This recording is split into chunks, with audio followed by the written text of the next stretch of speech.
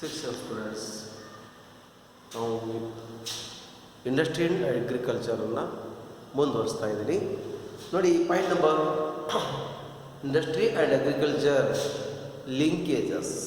Point number 6 capital formation, ಬಂಡವಾಳ ಸಂಚಯನ. ನೋಡಿ ಬಂಡವಾಳ ಸಂಚಯನ ಮೀನ್ಸ್ ಬಂಡವಾಳ ಹೂಡಿಕೆ. ಇಲ್ಲಿ ಕೈಗಾರಿಕೆ ಮತ್ತು ಕೃಷಿ ಎರಡು ಬೆಳವಣಿಗೆಗಳಾದಾಗ ಬಂಡವಾಳ ಹೂಡಿಕೆ ಪ್ರಮಾಣ ಅಧಿಕ ಆಗ್ತಾ ಹೋಗ್ತದೆ. ಆ ರಾಷ್ಟ್ರದಲ್ಲಿ ವಿವಿಧ ರೀತಿಯಾಗಿ ಸಣ್ಣ ಕೈಗಾರಿಕೆ, ಮಧ್ಯಮ ಕೈಗಾರಿಕೆ, ಗೃಹ ಕೈಗಾರಿಕೆ, ಏನು ಅತ್ಯಂತ ಚಿಕ್ಕ ಕೈಗಾರಿಕೆ, teeny industry, small scale industry, cottage industry, medium scale industry, largest industry, ದೊಡ್ಡ ಪ್ರಮಾಣದಲ್ಲಿ ಬಂಡವಾಳ ಹೂಡುವಂಥ ಪ್ರಕ್ರಿಯೆಗಳು ನಡೀತವೆ. ಅದ್ರ ಜೊತೆಗೆ ಕೃಷಿಯ ಬಂಡವಾಳ ಹೂಡಿಕೆಯನ್ನು ಕೂಡ ಕಂಡು ಬರುತ್ತೆ. Point number 7 contribution of development of industry. Contribution of development of industry, ಕೈಗಾರಿಕಾ ಅಭಿವೃದ್ಧಿಗೆ ಕೊಡುಗೆ. ಕೃಷಿಯು ಕೈಗಾರಿಕಾ ಅಭಿವೃದ್ಧಿಗೆ ಕೊಡುಗೆಯನ್ನು ನೀಡುತ್ತದೆ. ವಿವಿಧ ರೀತಿಯಾಗಿ ಕೈಗಾರಿಕೆ ಕೃಷಿಗೆ ಬೇಕಾದಂಥ ಸಲಕರಣೆಗಳು ಕೈಗಾರಿಕೆಯಿಂದ ದೊರೆತವೆ. ಹಾಗೆಯೇ ಕೃಷಿಯಿಂದ ಕೈಗಾರಿಕೆ ಬೇಕಾದಂಥ ಕಚ್ಚಾ ಸರಕುಗಳು ದೊರೆತವೆ. ಹಾಗಾಗಿ ಒಟ್ಟಾರೆಯಾಗಿ ಕೈಗಾರಿಕೆ ಬೆಳವಣಿಗೆ ಆಗುತ್ತೆ. ಕೈಗಾರಿಕಾ ಅಭಿವೃದ್ಧಿಗೆ ಕೊಡುಗೆ ನೀಡುತ್ತದೆ ಕೃಷಿ. ನೋಡಿ ಕೃಷಿ ಪದಾರ್ಥಗಳು ಏನು, ಎಣ್ಣೆ ಪದಾರ್ಥಗಳು, ಕಾಳು, ಸೀಡ್ ಆಯಿಲ್, ಏನು ಕ್ಯಾಪಿಟಲ್, ಏನು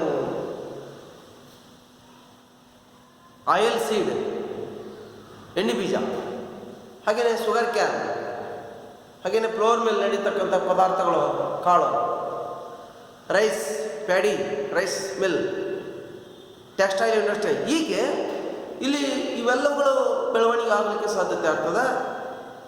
ನೆಕ್ಸ್ಟ್ ಪಾಯಿಂಟ್, ಕೈಗಾರಿಕೆಗಳಿಗೆ ಸೈದ್ಧಾಂತಿಕ ಮತ್ತು ಆಧುನಿಕ ವಿಧಾನ.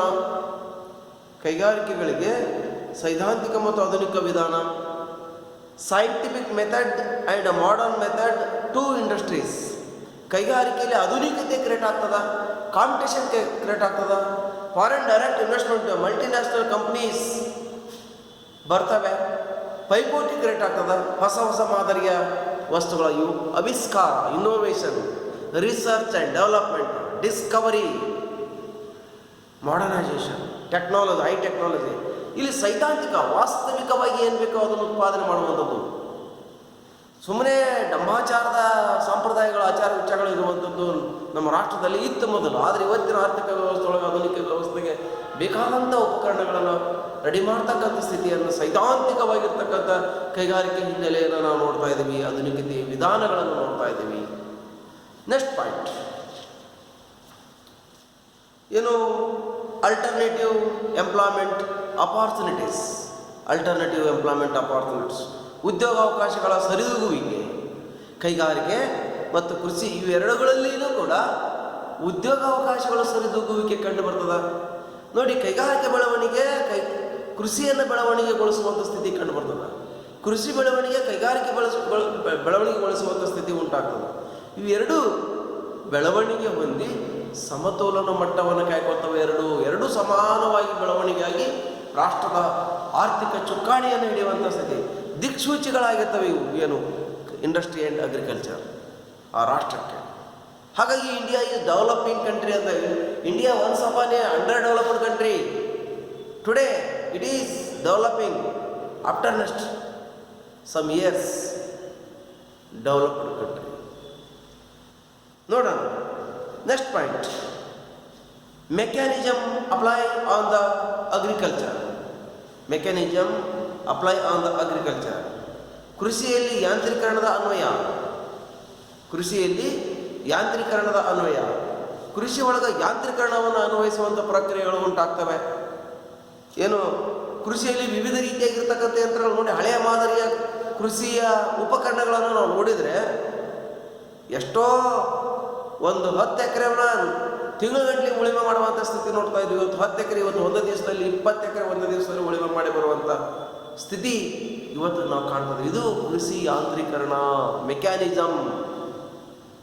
ಇದರಿಂದ ಕೃಷಿ ಯಾಂತ್ರೀಕರಣಗೊಂಡು ಈಲ್ಡ್ ಅಂತಕ್ಕಂಥದ್ದು, ಉತ್ಪಾದನೆ ಅಂತಕ್ಕಂಥದ್ದು, ಪ್ರೊಡಕ್ಟಿವಿಟಿ, ಕೆಪಾಸಿಟಿ, ಎಫಿಷಿಯನ್ಸಿ ಕ್ರಿಯೇಟ್ ಆಗ್ತಾ ಇದೆ, ಕ್ವಾಲಿಟಿ ಇನ್ಕ್ರೀಸ್ ಆಗ್ತಾ ಇದೆ. ನೆಕ್ಸ್ಟ್ ಪಾಯಿಂಟ್, ಸಾರಿಗೆ ಮತ್ತು ಸಂಪರ್ಕದ ವ್ಯವಸ್ಥೆ ಅಭಿವೃದ್ಧಿ. ಸಾರಿಗೆ ಮತ್ತು ಸಂಪರ್ಕ ವ್ಯವಸ್ಥೆ ಅಭಿವೃದ್ಧಿ. Development of transport and communication system.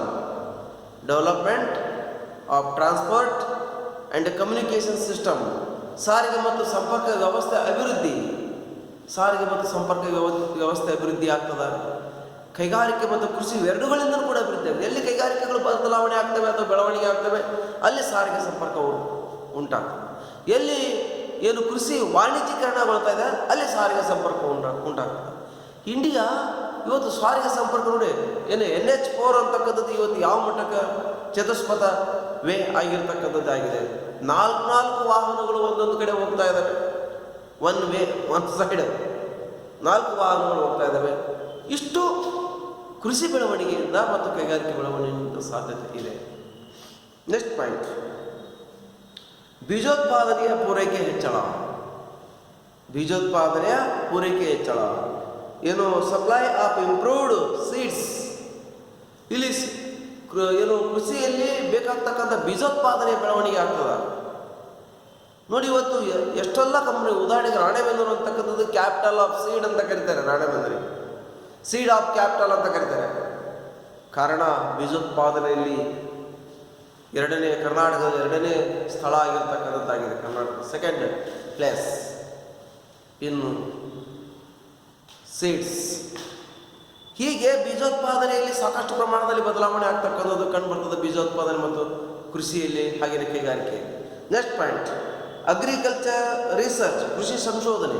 ಕೃಷಿ ನೋಡಿ ವಿವಿಧ ರೀತಿಯಾಗಿ ಸಂಶೋಧಿಸಿ, ಇರಿಗೇಷನ್ ಅಂತಕ್ಕಂಥದ್ದು ಬೇರೆ ಬೇರೆ ರೀತಿಯಾಗಿರ್ತಕ್ಕಂಥ ವ್ಯವಸ್ಥೆಗಳು ಕಂಡು ಬರ್ತಾ ಇದ್ದಾವೆ. ಡ್ರಿಪ್ ಇರಿಗೇಷನ್, ಸ್ಪ್ರಿಂಕ್ಲರ್ ಇರಿಗೇಷನ್, ಮತ್ತು ಬೇರೆ ಬೇರೆ ರೀತಿಯಾಗಿರ್ತಕ್ಕಂಥ ಇರಿಗೇಷನ್ ಕೂಡ ಇದೆ. ಏನು ನದಿ, ಕ್ಯಾನಲ್, ನದಿ ನೀರಾವರಿ, ಒಳಚರಂಡಿ, ಕೆರೆ, ಏನು ಅಂತರ್ಜಲ, ಕೆರೆ, ಇನ್ನು ಮೊದಲಾದವುಗಳ ನೀರಾವರಿ, ಇವೆಲ್ಲವುಗಳು ಕೃಷಿಯಲ್ಲಿ ಸಂಶೋಧನೆ ಮೂಲಕ ಈ ರೀತಿ ಆಗ್ತಕ್ಕಂಥದ್ದು. ಯಾವ ರೀತಿ ಏನು ಮಾಡಿದರೆ ನೀರನ್ನು ನಾವು ತಡೆ ಹಿಡಿಯಲಿಕ್ಕೆ ಸಾಧ್ಯತೆ ಆಗುತ್ತೆ. ಕೃಷಿಯನ್ನು ಯಾಂತ್ರೀಕರಣಗೊಳಿಸುವಂಥದ್ದು. ನೆಕ್ಸ್ಟ್ ಪಾಯಿಂಟ್, ಕೈಗಾರಿಕೆಯಲ್ಲಿ ಮತ್ತು ಕೃಷಿಯಲ್ಲಿ ದೊಡ್ಡ ಪ್ರಮಾಣದ ಉತ್ಪಾದನೆ. ಎರಡರಲ್ಲಿಯೂ ಕೂಡ ಏನೋ larger production in industry and agriculture. Larger production in industry and agriculture. ಕೈಗಾರಿಕೆಯಲ್ಲಿ ಮತ್ತು ಕೃಷಿಯಲ್ಲಿ ದೊಡ್ಡ ಪ್ರಮಾಣದ ಉತ್ಪಾದನೆ, ಎರಡರಲ್ಲಿಯೂ ಕೂಡ ದೊಡ್ಡ ಪ್ರಮಾಣದ ಉತ್ಪಾದನೆ ಆಗುತ್ತೆ, ಬೆಳವಣಿಗೆ ಆಗುತ್ತೆ. ಎರಡಕ್ಕೂ ಕೂಡ ಒಂದನ್ನೊಂದು ಅವಲಂಬಿಸಿಕೊಂಡಿರೋದ್ರಿಂದ ಎರಡಲ್ಲೂ ಕೂಡ ಸಮಾಂತರವಾಗಿ ಉತ್ಪಾದನೆ ಪ್ರಕ್ರಿಯೆಗಳು ಹೆಚ್ಚಳವಾಗ್ತವೆ. ನೆಕ್ಸ್ಟ್ ಪಾಯಿಂಟ್, ರಾಷ್ಟ್ರೀಯ ಆದಾಯದಲ್ಲಿ ದೊಡ್ಡ ಮೊತ್ತ, ಲಾರ್ಜ್ ಅಮೌಂಟ್ ಇನ್ ನ್ಯಾಷನಲ್ ಇನ್ಕಮ್. ಇಲ್ಲಿ ಕೃಷಿ ಮತ್ತು ಕೈಗಾರಿಕೆ ಎರಡೂ ಬೆಳವಣಿಗೆ ಆಗೋದ್ರಿಂದ ರಾಷ್ಟ್ರೀಯ ಆದಾಯದಲ್ಲಿ ದೊಡ್ಡ ಮೊತ್ತ ಕ್ರಿಯೇಟ್ ಆಗ್ತದೆ. ಹಾಗೆಯೇ ಸಂಪನ್ಮೂಲಗಳ ಸದ್ಬಳಕೆ, ಯೂಸ್ ಆಫ್ ಪೊಟೆನ್ಷಿಯಲ್ ರಿಸೋರ್ಸಸ್. ಸಂಪನ್ಮೂಲಗಳು ಸದ್ಬಳಕೆ ಆಗ್ತವೆ. ಯೂಸ್ ಆಫ್ ಪೊಟೆನ್ಷಿಯಲ್ ರಿಸೋರ್ಸಸ್, ಸಂಪನ್ಮೂಲಗಳು ಸಮರ್ಪಕವಾಗಿ ಬಳಕೆ ಆಗ್ತದೆ. Next point, higher productivity in agriculture. Higher productivity in agriculture, ಕೃಷಿ ಉತ್ಪಾದನಾ ಸಾಮರ್ಥ್ಯ ವೃದ್ಧಿ. ಕೃಷಿ ಉತ್ಪಾದನಾ ಸಾಮರ್ಥ್ಯತೆ ಹೆಚ್ಚಳವಾಗ್ತದ, ಕೆಪಾಸಿಟಿ ಇನ್ಕ್ರೀಸ್ ಆಗ್ತದ, ಈಲ್ಡ್ ಇನ್ಕ್ರೀಸ್ ಆಗ್ತದ, ಪ್ರೊಡಕ್ಟಿವಿಟಿ ಕ್ರಿಯೇಟ್ ಆಗ್ತದ.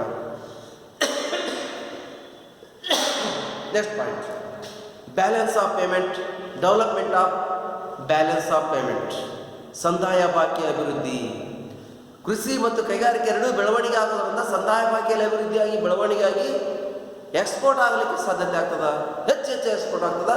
ಬ್ಯಾಲೆನ್ಸ್ ಆಫ್ ಪೇಮೆಂಟು ಸಮತೋಲನಗೊಳ್ತದೆ ಅಥವಾ ಅನುಕೂಲಕರವಾಗ್ತದೆ. ಹೆಚ್ಚು ಎಕ್ಸ್ಪೋರ್ಟ್ ಆಗಿ ಲಾಭ ಆಗುತ್ತೆ. Next point, changes in outlook. Changes in outlook, ಮನೋಭಾವನೆಗಳಲ್ಲಿ ಬದಲಾವಣೆಗಳು.